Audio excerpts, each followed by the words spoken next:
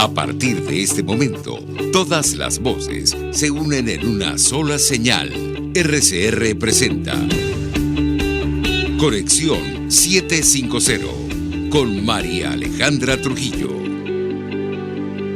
Muy buenas tardes, amigos de Radio Caracas Radio. Lo mejor este lunes 22 de noviembre del año 2021. Todo el equipo que trabaja para ustedes a partir de esta hora los saluda. Variada y abundante información que compartir y analizar como es costumbre la tarde de hoy. Esto es Conexión 750. Comenzamos.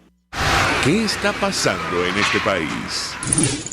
Y saludamos vía telefónica a nuestro primer invitado. Se trata del profesor Guillermo Tela Veledo, quien es doctor en Ciencias Políticas y profesor en Estudios Políticos de la Universidad Metropolitana. Gracias por atendernos. Buenas tardes. Muy buenas tardes. Buenas tardes a todos. Pues mucho interés, profesor, de escuchar su análisis, su opinión acerca del tema que nos ocupa en esta parte del programa, que tiene que ver con lo ocurrido este 21 de noviembre, los resultados, el impacto que esto va a tener para los escenarios políticos en Venezuela de aquí en adelante. ¿Qué puede decir? Nos escuchamos. Bueno, el escenario general es un escenario de una gran crisis en el liderazgo opositor. Una crisis porque no hay ningún resultado contundente a la hora de definir la línea estratégica opositora hacia el futuro. Es decir, la oposición venezolana está en buena medida dividida hoy en tres sectores importantes.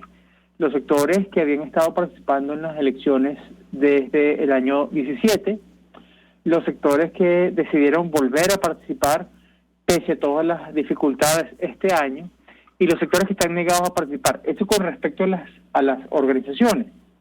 Pero más allá de eso, el creciente agotamiento, el creciente descontento de las bases opositoras, que tampoco se puede evaluar en un solo sentido.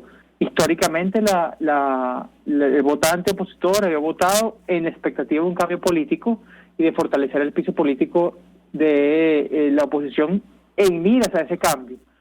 Lamentablemente, eso que se siente cada vez más lejano genera una desconexión de buena parte de los ciudadanos hacia la oferta electoral de la oposición y no termina de cuajar, de adelantar una alternativa tras, no voy a decir 2 décadas, tras este periodo de desconexión de la oposición tradicional e histórica a el chavismo. Y eso es para mí el gran mensaje del día de ayer, que no tenemos una clara ruta ni apoyada por la población, ni derivada de un mandato electoral, ni derivada de, digamos, la matemática del propio poder, que nos permite decir, bueno, por aquí está. Entonces va a venir un debate muy fuerte entre las fuerzas opositoras, que espero que no estén pensando en capitalizarlo hacia su propia tendencia, donde van a tener que amalgamar posiciones y amalgamar incluso viejas heridas que habrán de curar. Profesor, la prensa internacional destaca los altos niveles de abstención registrados el día de ayer. La participación superó poco más del 40%. ¿Qué interpretación hace usted de este fenómeno? Lo escuchamos. Por una parte está la interpretación estándar desde la ciencia política. Las elecciones regionales nunca en Venezuela han tenido una gran participación. Y sin embargo, habían tenido una participación creciente en la medida que se veían como una cantera de liderazgo, especialmente en esta etapa de los últimos 20 años, en los últimos 3 procesos regionales.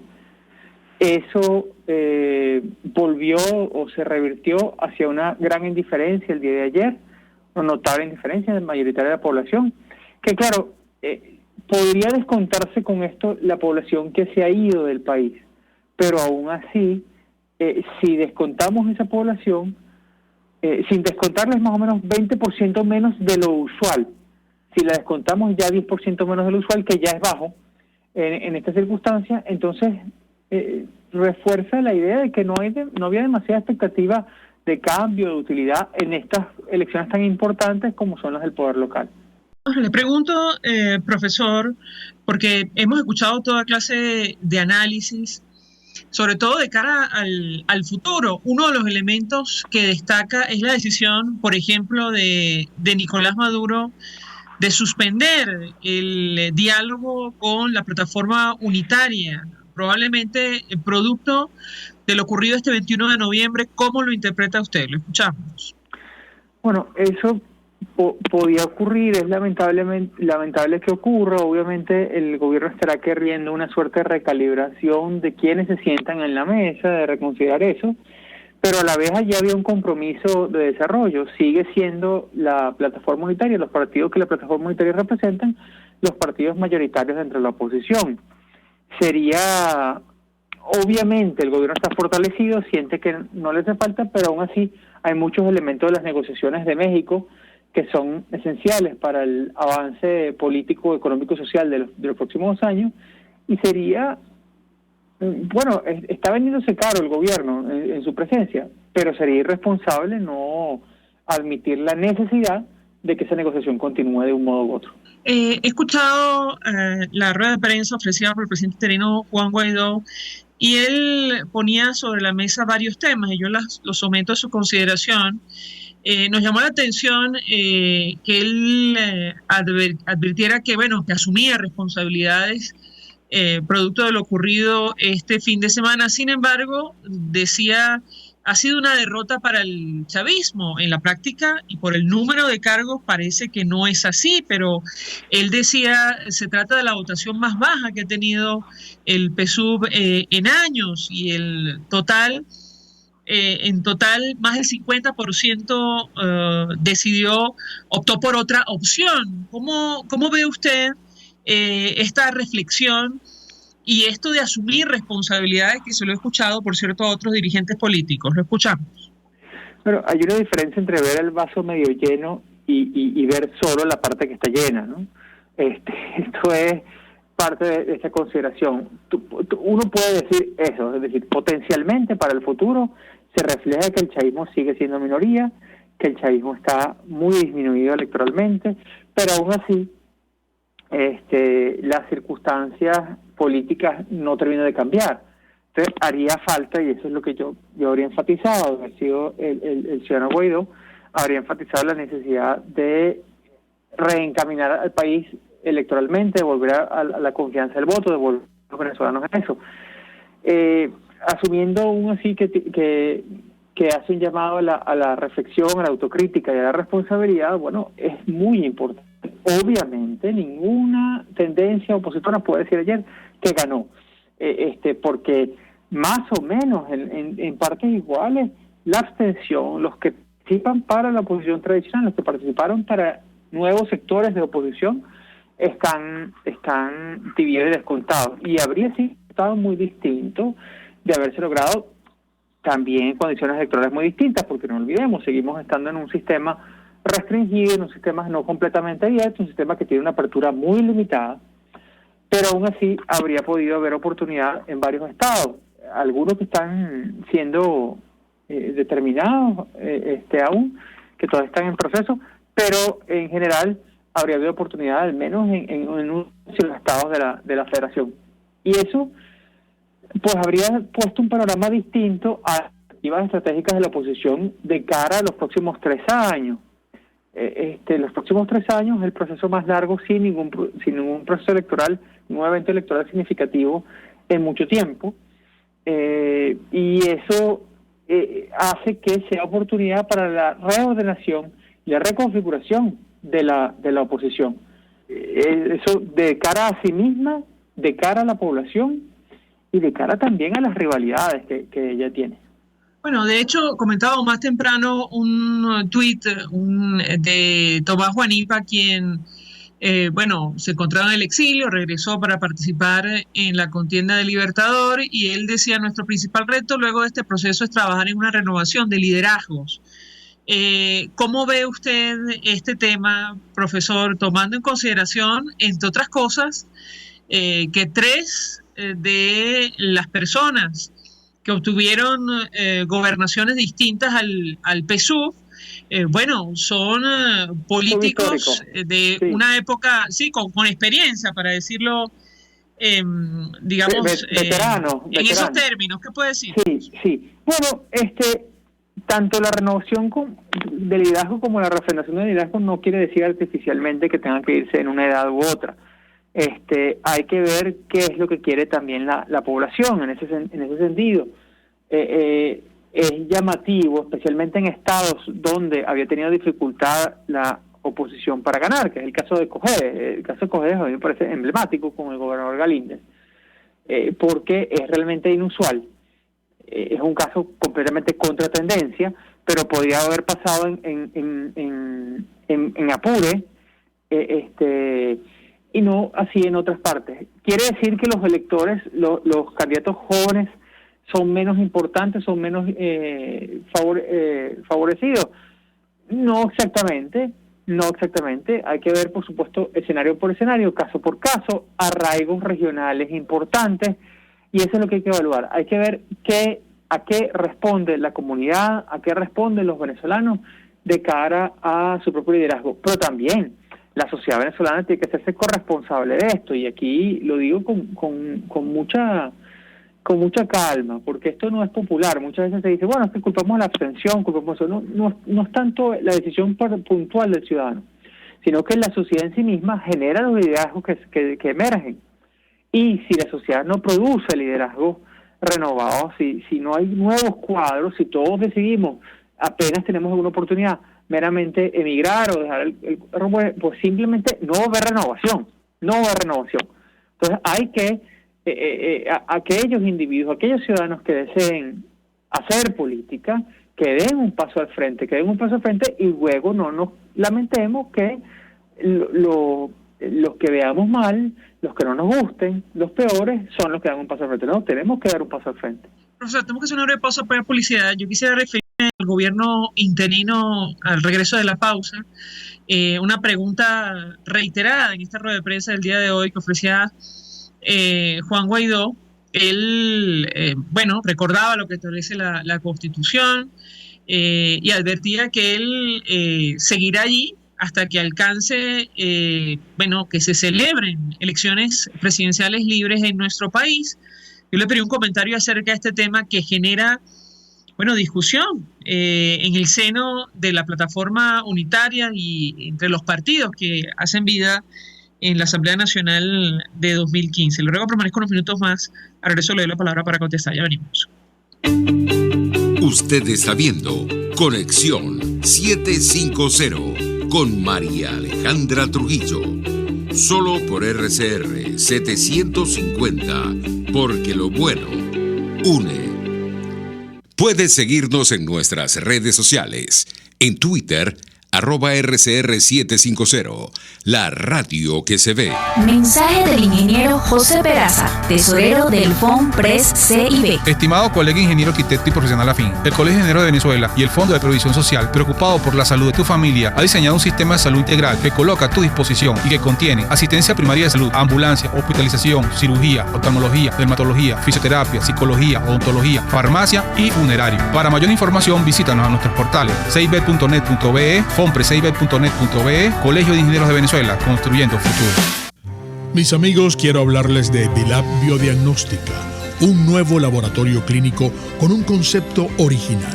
Además de estar dotado con los equipos de la más reciente tecnología y el personal de más alta calificación, Dilab Biodiagnóstica te ofrece ambiente y trato amables y los precios más económicos en todos tus exámenes de laboratorio. Pide tu cita en el 0212-945-5788. Dilab Biodiagnóstica. Precisión y confianza en laboratorio clínico. Desde los sectores populares del país se escucha una clara señal. Es el radar de los barrios. Evelyn Martínez y la Red de Ciudadanos le invitan a identificar amenazas, ubicar soluciones y hacer seguimiento eficiente a las problemáticas de cada sector. Un espacio contra la polarización donde se construye de abajo hacia arriba y de adentro hacia afuera. El radar de los barrios, de lunes a viernes, a partir de las 10 de la mañana, solo por RCR 750 AM. El poder de la comunicación en tus manos. Conexión 750 con María Alejandra Trujillo. Solo por RCR 750, la radio que se ve. Continuamos, amigos, en Conexión 750, tratando de analizar, las consecuencias, los escenarios políticos después de lo ocurrido el 21 de noviembre, un proceso con una participación un poco por encima del 40%, para, esto de elegir a figuras en gobernaciones y alcaldías. Nos acompaña el profesor Guillermo Tela Veledo. Yo le he dejado una inquietud acerca de las consecuencias para el gobierno interino de este evento del domingo. Decía el presidente encargado Juan Guaidó en esta rueda de prensa que él iba a continuar en el cargo hasta tanto considere el objetivo de promover unas elecciones presidenciales libres, competitivas, transparentes en nuestro país. ¿Qué puede decirnos sobre este punto en específico? Sobre todo tomando en consideración que algunos países, algunos gobiernos ya han asumido posición al respecto, incluyendo Estados Unidos. Lo escuchamos, profesor. Bueno, las consideraciones de el señor Guaidó en su carácter de presidente del gobierno interino se hacen más difíciles y menos sostenibles. Tú tienes las dificultades por las cuales han pasado partidos que te apoyan. Tú no tienes una base política interna de liderazgo a la que debes referirte. No has la ambivalencia con respecto a las elecciones ha pasado factura y no puedes reclamar para ti como herencia tuya, como riqueza tuya, la abstención electoral, porque tampoco te dedicaste a ella, ¿no? Como una medida de protesta, una medida enérgica de acción política, ¿no? Entonces, en ese sentido, la posición es muy precaria. La posición del presidente Guaidó, del ciudadano Guaidó, en su reclamo, es muy, muy precaria. Yo no veo cómo podría obtener de una siguiente convocatoria de una reunión de la Asamblea Nacional electa en 2015, considerando que pudiese reunirla de algún medio u otro, una probatoria de la continuación, más aún cuando no hay, y esto es parte de la autocrítica, cuando no hay consideraciones hacia la política llevada a cabo, cuando no hay consideraciones con respecto a las tácticas y a las críticas que se han hecho desde otros partidos. ¿Cuál va a ser la posición de AD ahora disminuida ahora fortalecida estas elecciones, un nuevo tiempo fortalecida en estas elecciones? ¿Cómo va a ser la de Primera Justicia y Voluntad Popular aquí muy afectados por este proceso? Entonces no es fácil, no es una posición fácil. Profesor, a propósito del apoyo de la comunidad internacional a la transición a la democracia en nuestro país y la figura del presidente interino Juan Guaidó, ¿qué puede decirnos sobre este punto en específico? Lo escuchamos. El apoyo de la comunidad internacional es hacia la democratización en Venezuela. Evaluar los medios con respecto a ese fin es solo natural si estos medios no han funcionado. Claro está, el compromiso de algunos países es variable en relación, no con el objetivo.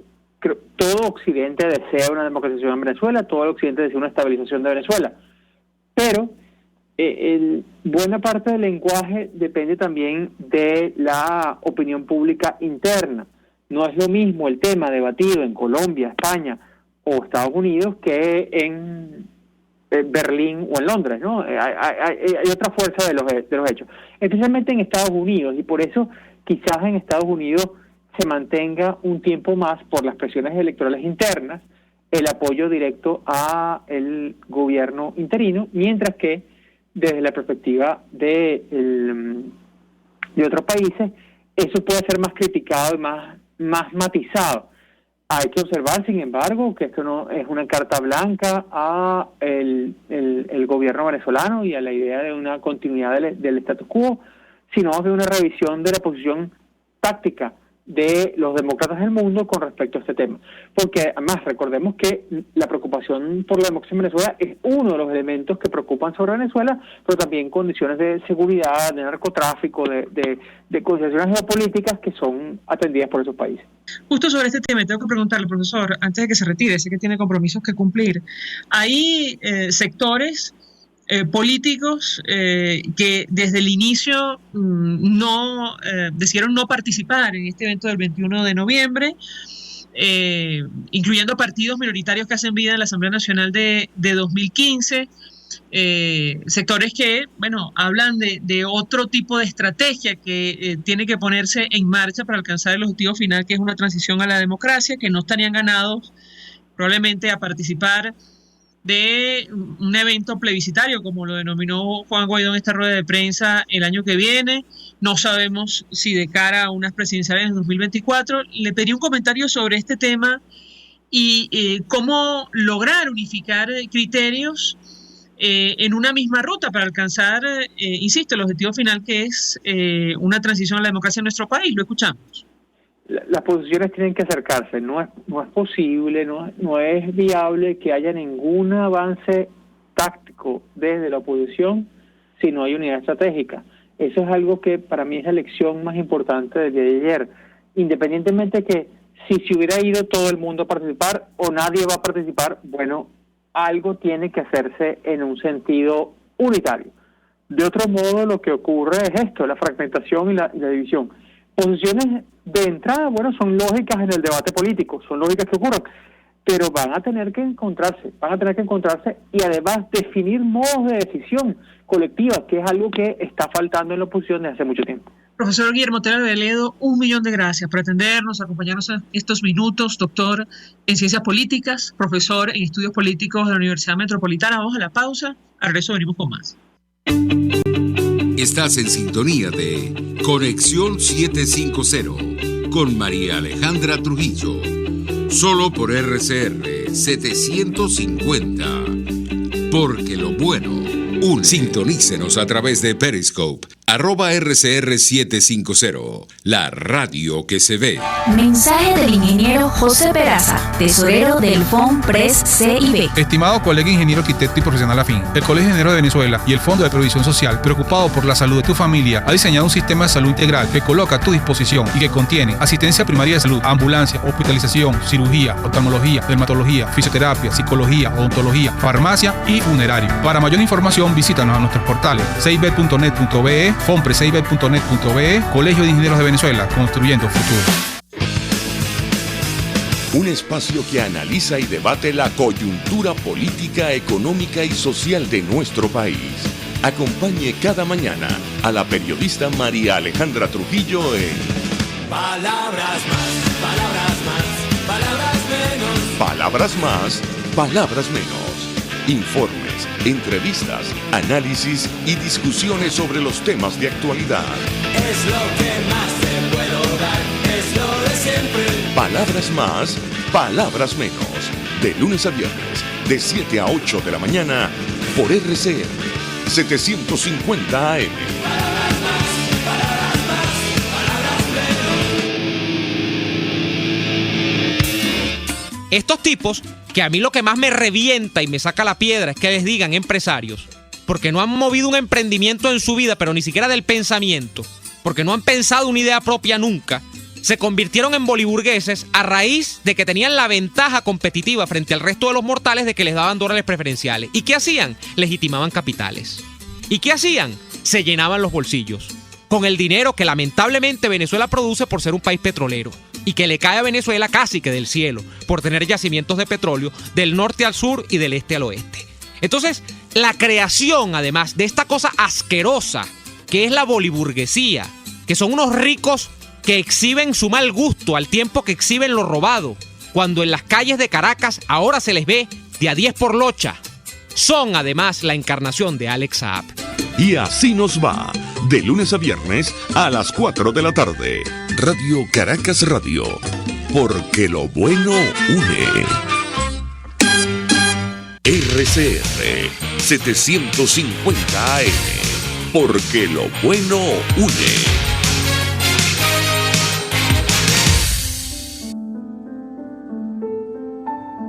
La Academia de Ciencias Físicas, Matemáticas y Naturales presenta El progreso tiene su ciencia. Hoy presentamos Leandro Aristeguieta, el guardián de nuestra flora. El guardián de nuestra flora. Así será recordado el doctor Aristeguieta, destacado botánico y conservacionista venezolano, a quien debemos muchas de las áreas verdes que hoy rodean la ciudad de Caracas. Leandro Aristeguieta nació en 1923 en el estado Bolívar. Obtuvo su licenciatura en la Universidad Central de Venezuela en 1950. Allí se interesó por el estudio de las plantas y se incorporó al recién fundado Instituto Botánico en el Jardín Botánico de Caracas. Fue docente en el Instituto Pedagógico de Caracas y en la UCB, donde obtuvo su título de doctor.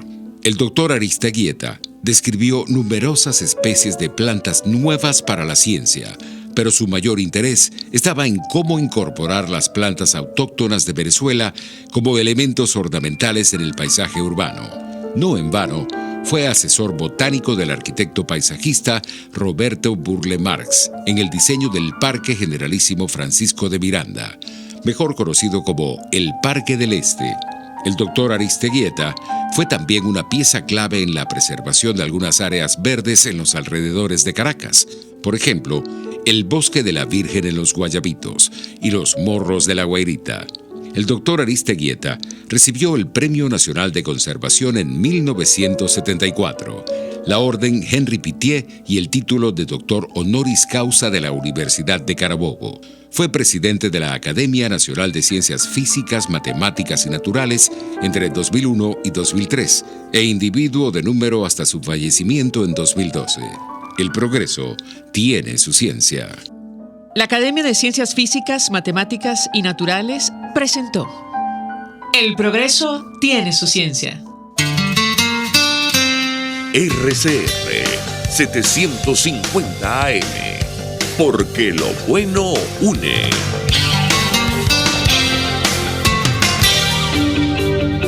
María Alejandra Trujillo te acompaña en Conexión 750, solo en RCR 750, la radio que se ve. Claro y raspado. Continuamos, amigos, en Conexión 750 y en esta parte del programa hablamos acerca de la comunidad internacional y nuestro país. A propósito de lo ocurrido este domingo 21 de noviembre, nos acompaña el profesor internacionalista Félix Gerardo Arellano. Profesor, gracias por atendernos. Buenas tardes. Buenas tardes, un cordial saludo para ti, tu equipo y la audiencia. Pues mucho interés de escuchar su opinión y análisis, profesor, acerca de lo ocurrido el 21 de noviembre, el impacto que va a tener este evento para el apoyo de la comunidad internacional, sobre todo aquellos países que están promoviendo una transición a la democracia en nuestro país. ¿Qué puede decirnos? Lo escuchamos. Bueno, a primera lectura creo que el impacto no es tan significativo.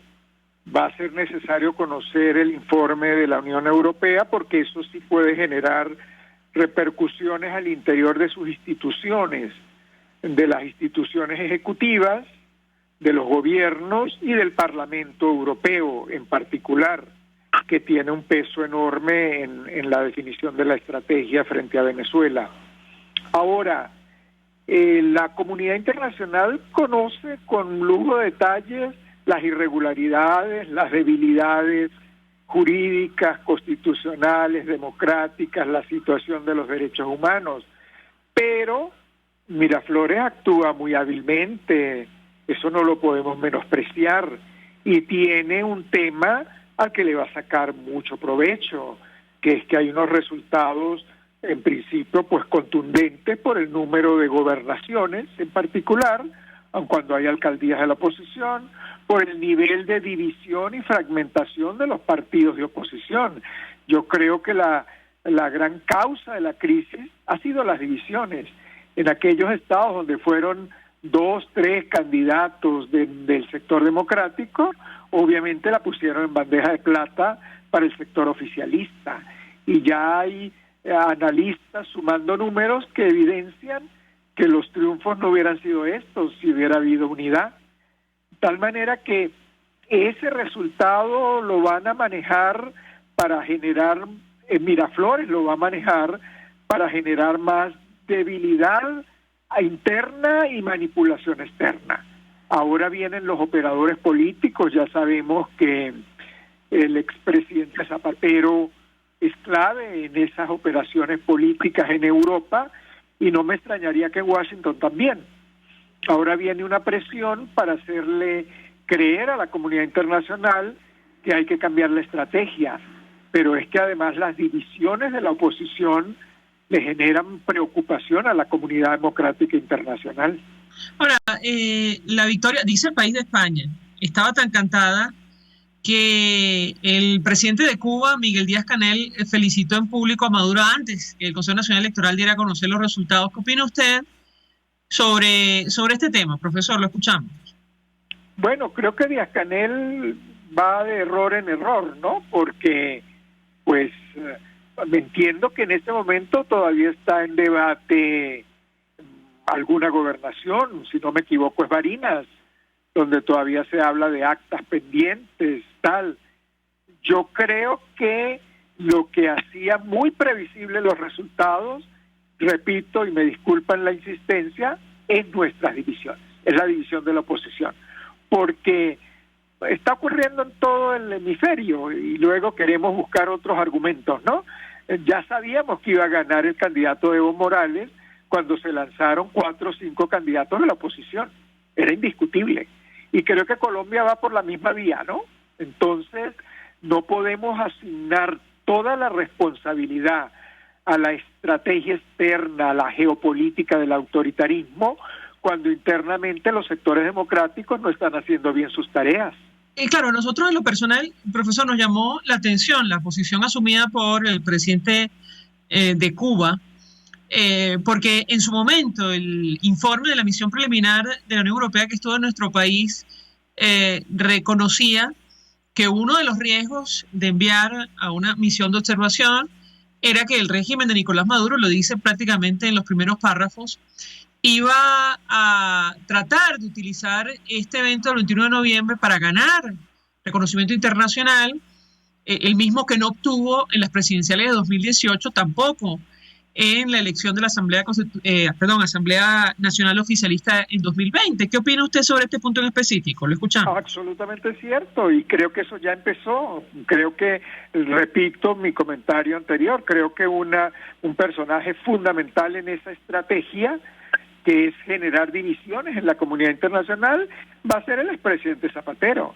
El expresidente Zapatero va a tratar de que la unidad europea empiece a fragmentarse entre los que consideran que ya no hay que hablar más de gobierno interino, entre los que consideran que hay que reconocer que en la mesa deben entrar muy diversos actores, y bueno, esa es más o menos la línea de Miraflores, porque entre más divididos y más débiles, más fortaleza le da a Miraflores y a sus posturas.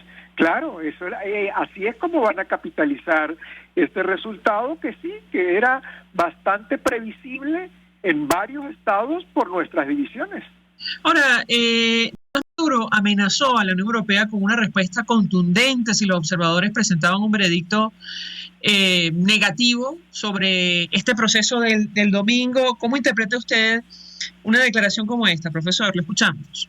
Bueno, creo que esa es la actitud permanente, ¿no? Quizás para alguno de los europeos que vinieron podría ser sorprendente si no le llevaban un seguimiento en décadas al proceso bolivariano. Siempre reina la descalificación, la amenaza, que en el plano internacional es más difícil de ejecutar, ¿no? En el plano interno, pues por supuesto, amenazan a un medio de comunicación o amenazan a una persona y tienen el uso de la fuerza y tienen el control del Poder Judicial.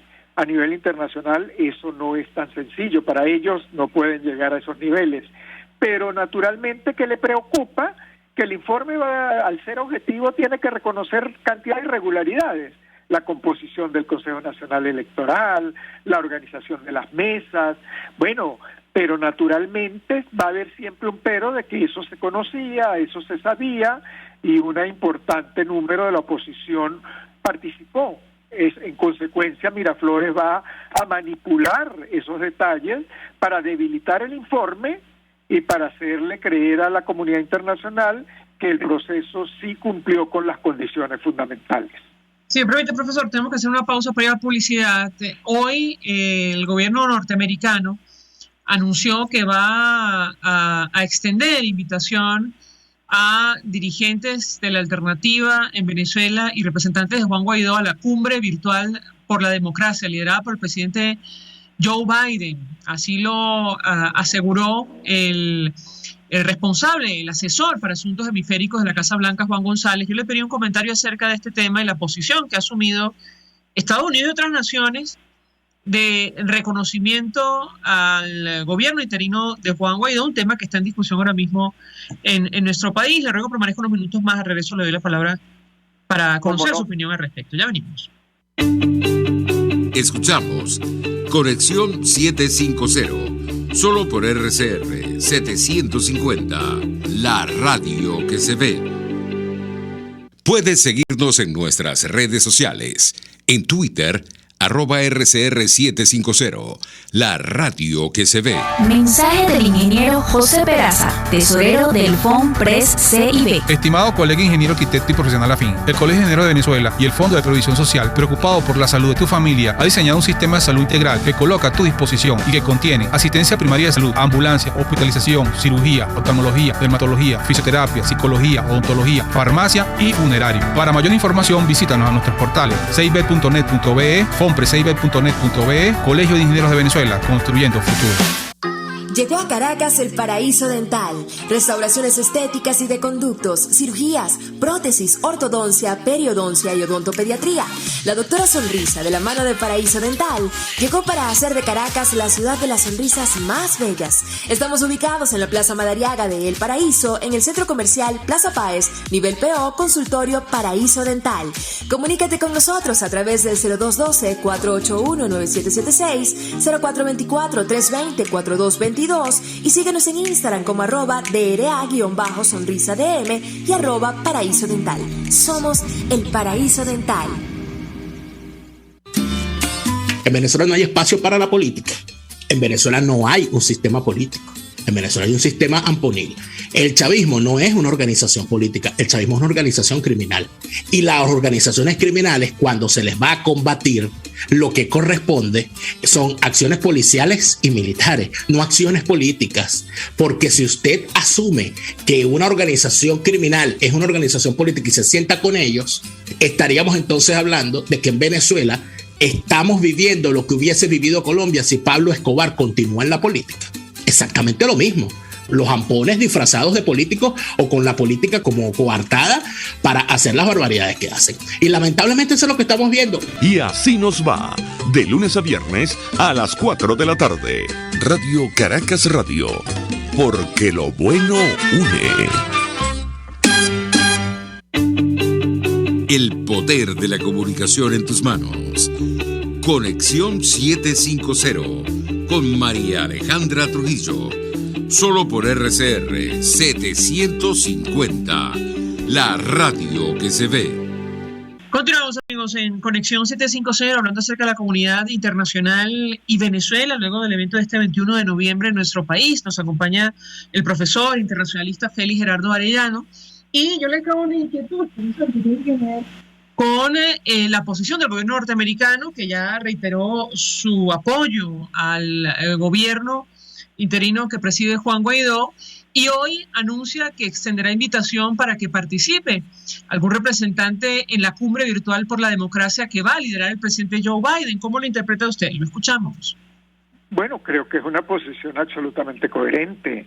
Han declarado que ellos siguen reconociendo al gobierno interino y esa conferencia va a ocurrir en los primeros días de diciembre, cuando realmente el tema del gobierno interino puede tornarse más neurálgico es en el mes de enero. De tal manera que en el mes de enero creo que la Casa Blanca y el Departamento de Estado tendrán que tener algún diálogo informal, de bajo perfil, espero yo, con los aliados europeos, porque tengo el temor de que en Europa ese tema se va a debatir con más profundidad y con posturas distintas, y en consecuencia pueden venir de divisiones inconvenientes, innecesarias. Ese tema Estados Unidos va a tener que trabajarlo con la Unión Europea y bueno, pues también con oposición democrática, porque hay todas estas diferencias que se están cultivando donde los enfrentamientos ahora son entre nosotros y se nos olvidó que el adversario estaba enfrente. Ahora, en lo personal, profesor, nos llama la atención porque todo esto ocurre en momentos en los cuales hay abierta una investigación por presuntos delitos de lesa humanidad cometidos en nuestro país en la Corte Penal Internacional. En ese contexto, ¿cómo cree usted que podría variar la posición que han asumido los países democráticos en relación al desconocimiento, digamos, del régimen en nuestro país, que ahora además está señalado por esta situación? ¿Qué puede decirnos? Lo escuchamos. Bueno, si tú le haces esa pregunta a un constitucionalista europeo, te diría, usted me está hablando de un proceso que ha iniciado. Yo no sé el resultado, yo no tengo por qué adelantar el resultado y asumir que ya esa persona o personas que están siendo investigadas ya hay que detenerlas. No sabemos si... No, pero perdón que le interrumpa, profesor, pero es que, digamos, la posición de la Unión Europea en su momento y la mayoría de los países de América Latina fue desconocer ese proceso de 2018. Algunos han asegurado, bueno, no opera el reconocimiento retroactivo, pero ¿qué opina usted al respecto? ¿Lo escuchamos? Bueno, yo creo que eso lo están haciendo, pero el problema no es un problema jurídico, el problema es un problema político, y quien está poniendo el problema político en la mesa es la oposición venezolana. En la medida que varios dirigentes, varios grupos políticos van rechazando el gobierno interino, se la ponen muy difícil a la comunidad internacional. La comunidad internacional no puede dar órdenes a Venezuela. La comunidad internacional lo que hace es coadyuvar, apoyar, contribuir, facilitar. Pero bueno, si los venezolanos están todos divididos, ¿qué va a hacer la comunidad internacional? Pues los propios venezolanos estamos sacando el tema de la agenda con estas actitudes. Si no se logra un mínimo de coordinación luego de estos difíciles resultados del 21 de ayer, y si no se logra una coordinación pensando para el mes de enero, pues mire, yo creo que se la pone muy difícil a la comunidad internacional, porque la comunidad internacional va a decir, bueno, pero la oposición democrática venezolana está reconociendo y nos exige a nosotros que no hagamos ningún movimiento. Es compleja la situación y tiene elementos constitucionales y jurídicos, pero tiene muchos elementos políticos, y repito, la indisciplina viene de parte de la oposición democrática. Otro tema, profesor, que nos llamó poderosamente la atención fue el anuncio de Nicolás Maduro de suspender o prorrogar, mejor dicho, la suspensión de las negociaciones en México, utilizando como excusa el proceso judicial que se inició contra el empresario colombiano Alex Saab, por supuesto, entendemos, digamos, envalentonado probablemente por lo ocurrido este domingo. ¿Qué opina usted sobre este punto en específico? Lo escuchamos. Yo creo que está generando presión sobre Washington. Yo supongo que paralelamente están moviendo lobbies. Un ejemplo de lobby se llama Zapatero, pero no es el único. Deben estar moviendo los grupos más de izquierda dentro del Partido Demócrata, aquellos más vinculados a aquel viejo grupo de Boston, vinculados al senador Sanders. Están moviendo líneas para tratar de que la negociación sea más directamente Miraflores-Washington, y olvidarse de mesas, olvidarse de representantes de la oposición. Ese es un gran objetivo, muy anhelado, pero muy difícil de lograr. En consecuencia, la otra tarea es que seguramente para enero, o más temprano que tarde, van a aceptar de nuevo una mesa exigiendo una recomposición. ¿Una recomposición en qué sentido, profesor? En el sentido de que para Miraflores ya no va a querer aceptar que existe un G4, y va a decir que la composición de la delegación de la oposición tiene que ser mucho más diversa, mucho más variada y más representativa de los resultados electorales del país. Ahora, ¿cuál cree usted que va a ser la posición de la comunidad internacional? Recuerdo que Rusia, en las primeras de cambio, aseguró luego una reunión con el canciller Nicolás Maduro que la negociación en México no había acabado y combinó a retomar esa iniciativa. ¿Qué puede decirnos? Es que creo que de nuevo caemos en un tema en el que se es coherente. La comunidad internacional va a seguir exigiendo mesa de negociación, pero no puede determinar quiénes son las partes que se van a sentar. En consecuencia viene otro problema político interno. No es un problema constitucional, es un problema de liderazgos, del peso que tiene Miraflores en este momento en el juego político. Miraflores va a exigir cambios en la composición de la delegación y para el Reino de Noruega es muy difícil decir, no, yo no acepto que se vengan a sentar en la mesa por el lado democrático X, Y o Z. Pues ustedes deciden quiénes van a la mesa. Mi tarea como Noruega es mediar. Ahora, cuando dice Nicolás Maduro, vamos a esperar, es muy grave lo que hizo el gobierno de Estados Unidos. ¿Cómo lo interpreta usted? Porque da la impresión, profesor, que bueno, esto puede tardar lo que dura el proceso judicial contra Alex Saab. ¿Qué opina usted? Lo escuchamos. Sí, claro, es como presión, así como el juicio, la investigación en la Corte Penal puede durar años. Bueno, él lo está planteando en el mismo tono, es un lenguaje hábil, es una presión. Puede ser que la presión empiece a cambiar en enero, porque es que tiene varios objetivos. Repito, el objetivo más anhelado es que la negociación sea directa con Washington, pero ese es el más difícil de lograr, porque Washington no está dispuesto.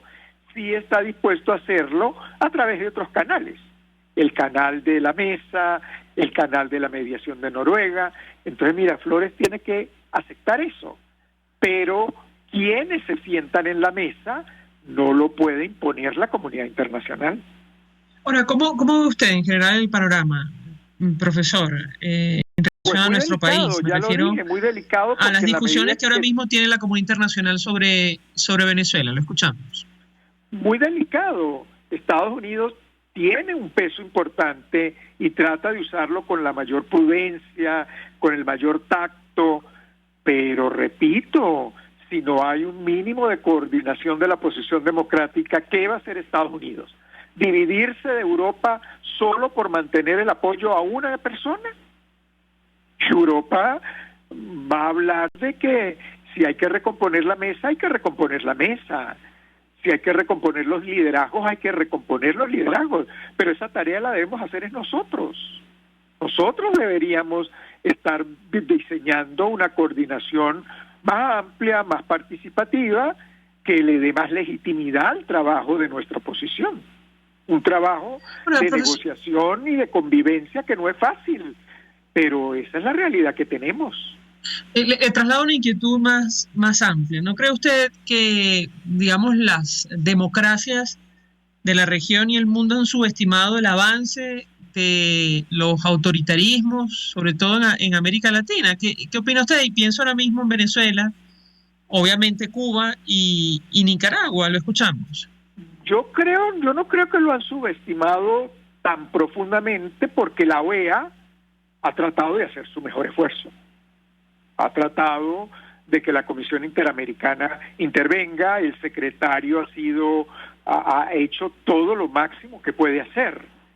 Lo que ocurre es que en la mayoría de los escenarios que acabas de nombrar, sobre todo Nicaragua, Venezuela e incluso Bolivia, los errores internos son muy graves, las divisiones son muy graves. ¿Por qué ganó Arce en Bolivia?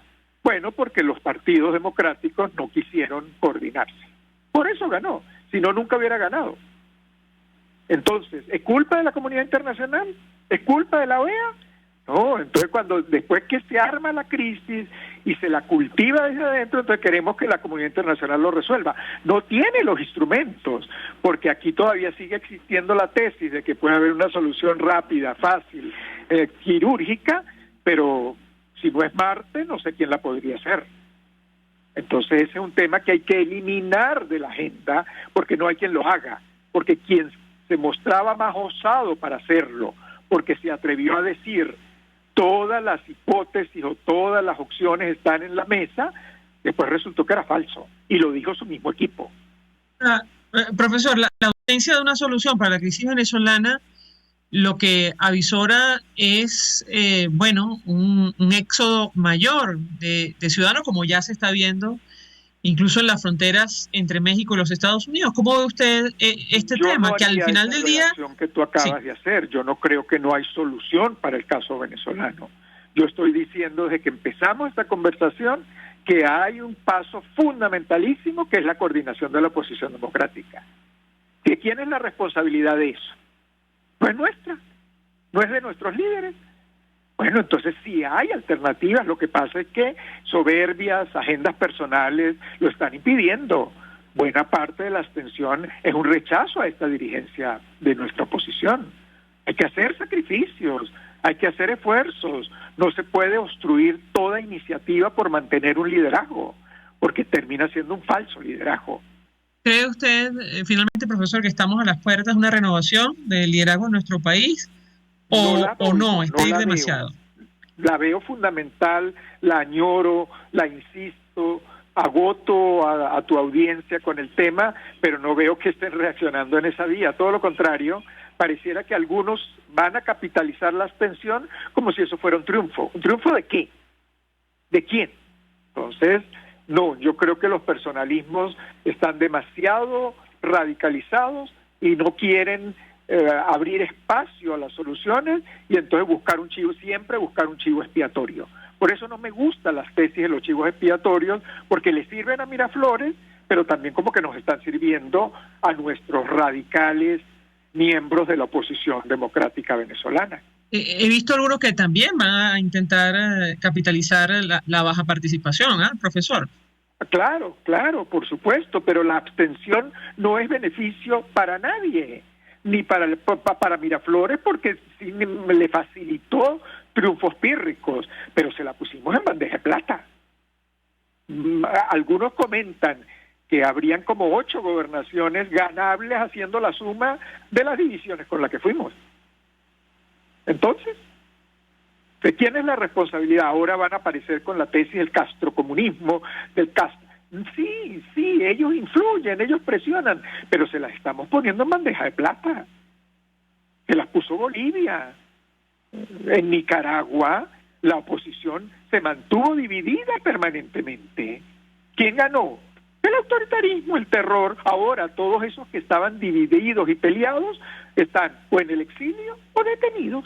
En su momento. Bueno, en el caso de Nicaragua, creo que la mayor cantidad de dirigentes políticos y candidatos terminaron justo en la cárcel, antes incluso de la elección. Pero después de que varios de ellos, incluyendo gremios empresariales, apoyaban la formación del gobierno autoritario de Ortega Murillo. Entonces, jugando a las divisiones, miren lo que se cae. Se cae en la violación sistemática de los derechos humanos. Entonces, veamos las responsabilidades, corrijamos los errores, y no queremos hacer esa tarea. Siempre queremos buscar un culpable afuera. Lo quiere Miraflores, pero pareciera que nosotros también.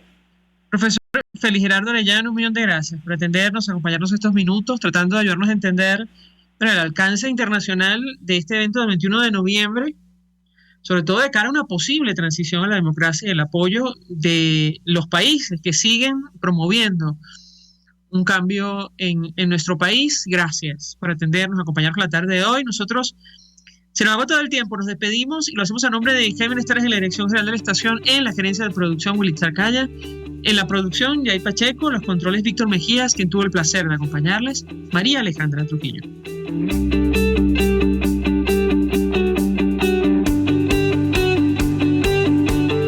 El Fondo de Previsión Social del Colegio de Ingenieros de Venezuela presentó. RCR presentó Conexión 750 con María Alejandra Trujillo. Solo por RCR 750, la radio que se ve.